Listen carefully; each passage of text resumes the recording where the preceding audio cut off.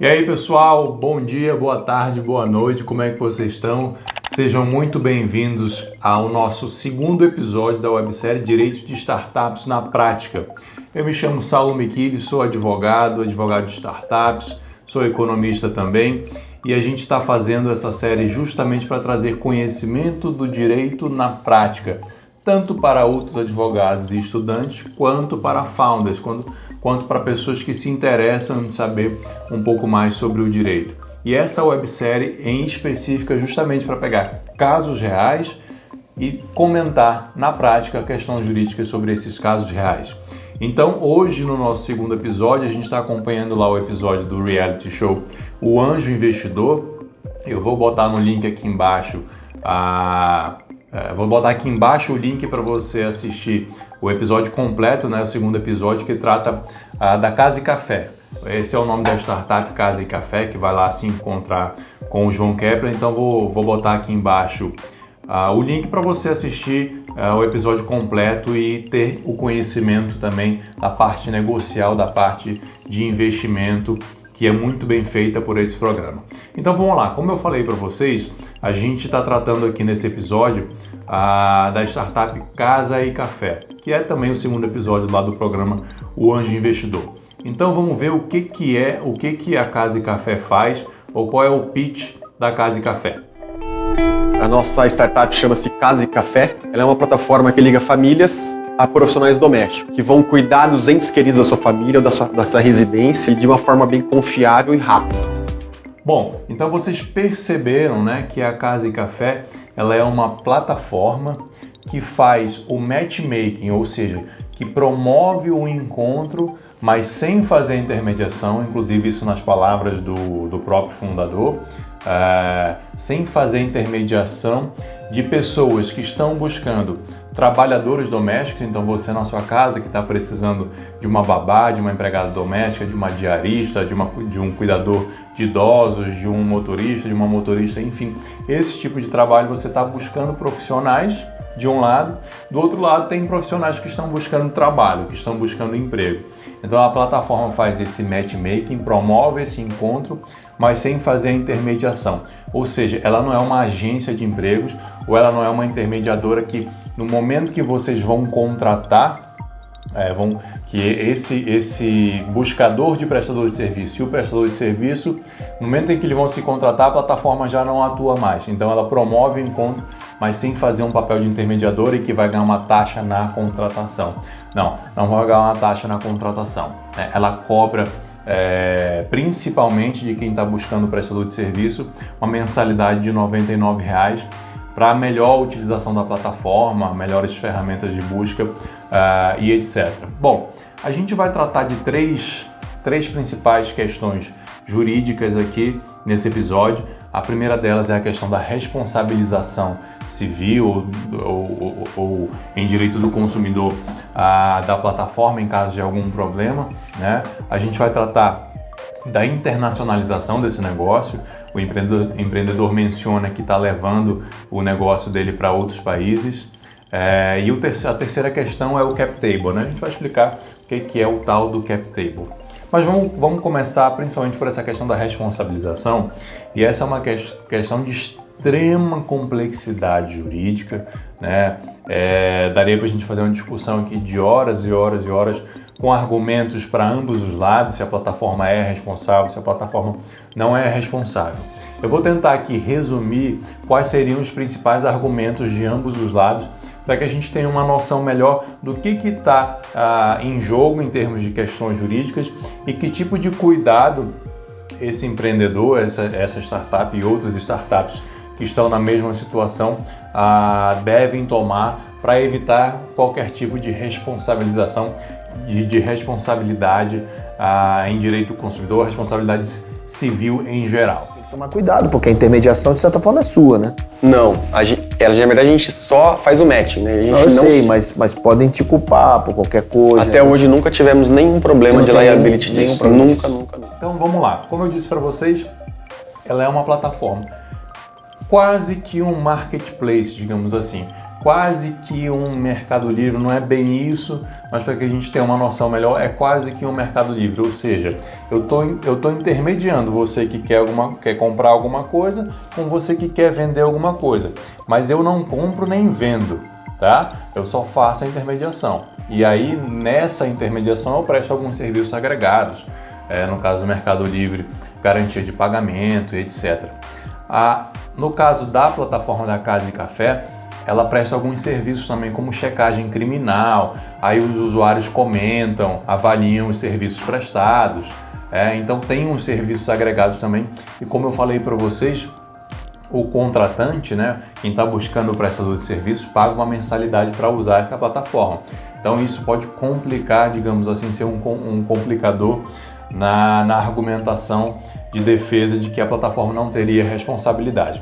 Mas toda a questão aqui é a gente debater ou a gente discutir se existe ou não aqui uma relação de consumo. Nesse caso, vamos pegar um exemplo que seria o mais concreto, que é assim, o prestador de serviço, uma babá, um cuidador de idosos, uma diarista, foi prestar algum tipo de serviço para esse cliente e cometeu algum dano, causou algum dano, furtou alguma coisa, quebrou alguma coisa, provocou uma enchente, sei lá. Algo que poderia ensejar uma responsabilidade civil da plataforma por ter, entre aspas, indicado. Não é uma indicação que ela faz, mas entre aspas, indicado ou pelo menos colocado aquele profissional que causou aquilo para que esse captador de serviço contratasse. Toda a questão aqui existe uma relação de consumo nos moldes do Código de Defesa do Consumidor? Porque se existir, aí a gente vai atrair teoria da aparência, a gente vai atrair uma possibilidade de responsabilidade objetiva, né? Então os argumentos aqui são, principalmente o artigo 2º do Código de Defesa do Consumidor, para dizer que o consumidor é toda pessoa física ou jurídica que adquire ou utiliza produto ou serviço como destinatário final, né? E aqui o argumento eu pago para usar a plataforma. Eu pago lá uma mensalidade de uso da plataforma, então eu sou consumidor. E a outra pergunta se enquadra a plataforma como fornecedora de serviço? Então, se a gente for numa linha de que a plataforma é responsável, esse seria o caminho. Não, ela é uma fornecedora de serviços, portanto, existe uma relação de consumo, a legislação aplicável vai ser a legislação do consumidor, o Código de Defesa do Consumidor, e aí entraria também para fazer para reforçar essa argumentação de que é uma relação de consumo, teoria da aparência e responsabilidade na prestação de serviço, uma responsabilização objetiva e, enfim, nessa linha de argumentação, a plataforma poderia vir a ser responsabilizada com base no Código de Defesa do Consumidor. Por outro lado, alguns dos argumentos são o seguinte, principalmente o argumento fático da situação, de explicar muito bem. E eu acho que aqui a analogia melhor de ser feita é a do shopping center. Então, pensar a plataforma como um shopping center, né? Você vai para um shopping center porque ele te dá justamente a possibilidade de fazer comparação de preço, comparação de produto, fazer várias compras ao mesmo tempo. Ou seja, o shopping center é um marketplace físico, né? Enquanto o que a gente chama de marketplace de plataforma, ele é o digital, o equivalente digital do shopping center. E creio que ninguém pensa em responsabilidade civil do shopping center por um defeito no produto ou no serviço de uma loja que esteja dentro do shopping center. Me parece que essa argumentação é muito forte, fazer essa analogia, fazer essa comparação, né, de que é realmente um mero ente que está ali juntando, fazendo matchmaking de duas pessoas, uma que quer vender e outra que quer comprar, né? Um outro argumento importante nesse sentido, um argumento mais técnico, mais jurídico, é do Marco Civil da Internet. Ele diz lá no artigo 3º, que fala dos princípios que regem essa lei, no inciso 6º ele diz o seguinte: um dos princípios da lei é responsabilização dos agentes de acordo com suas atividades nos termos da lei, ou seja, não amplificar a responsabilização dos agentes, só responsabilizá-los na medida em que ele atuou. né? Então é o caso aqui, né? Olha, eu sou uma mera plataforma e estou deixando isso muito claro, isso é muito importante para que... É um cuidado muito importante que as startups e que as empresas em geral devem ter de deixar isso muito claro, né? A Casa e Café deixa isso claro lá nos termos de uso.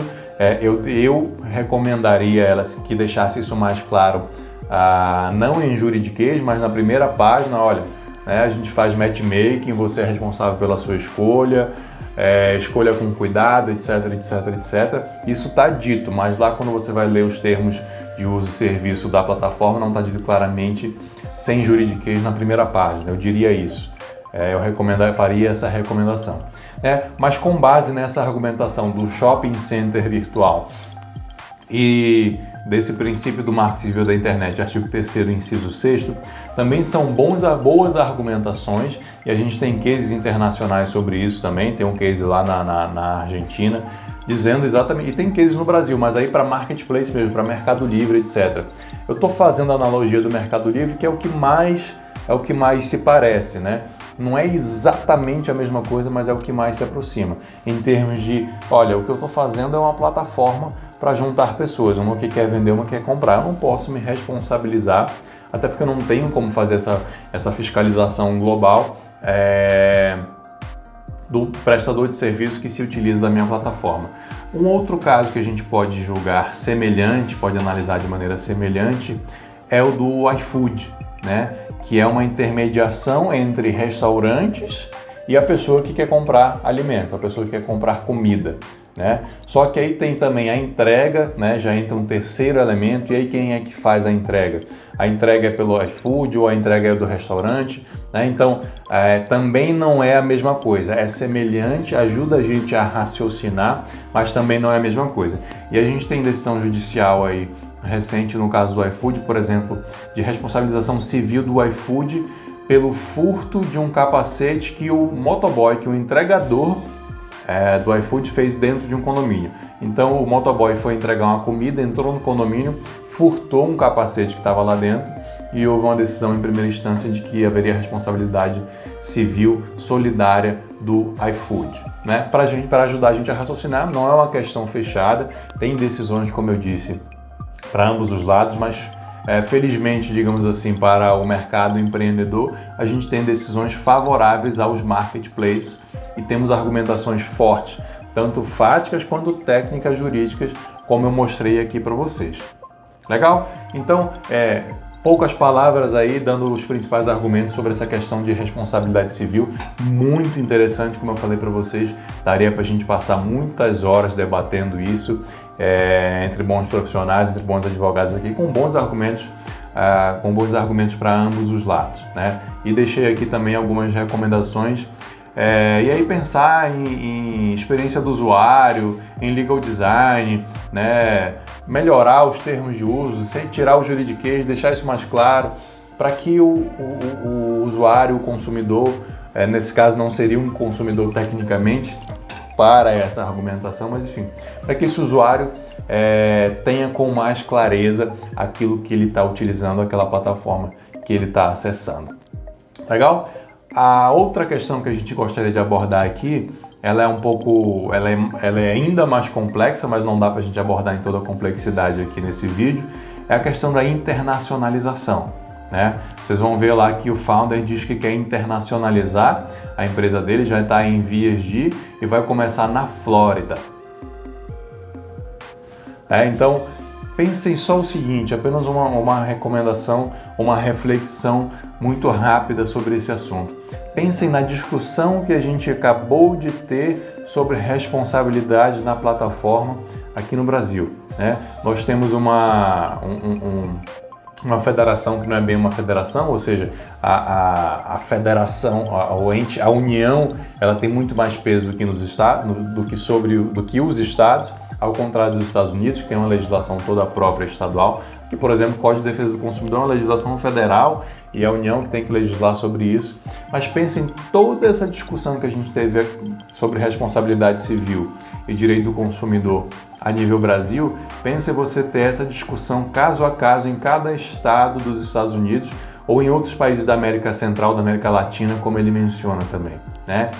Então, em termos de escalabilidade, esse empreendedor tem que tomar muito, mas muito cuidado com questões jurídicas, porque cada jurisdição é uma jurisdição. A gente não pode utilizar os mesmos argumentos que a gente trouxe aqui nesse caso de responsabilidade civil para a Flórida, por exemplo, para o México, para a Colômbia, para a Argentina.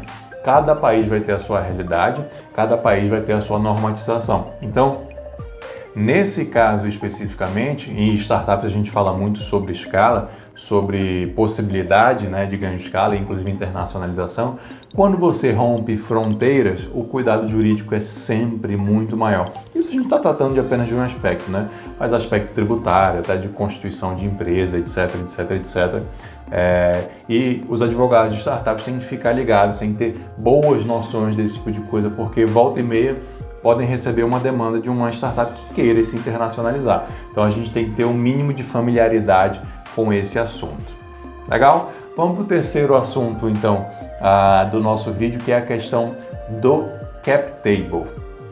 Qual é o cap table hoje? Está com os founders 70% e já diluiu 30%. Então você está aqui no programa por R$400 mil. R$400 mil. Então, o que seria o cap table, né? O cap table seria, digamos assim, o quadro societário de uma empresa. Como está o quadro societário de uma empresa? Quantas cotas ou ações essa sociedade tem? Quem são os sócios e quais os percentuais dessas cotas ou ações esses sócios têm?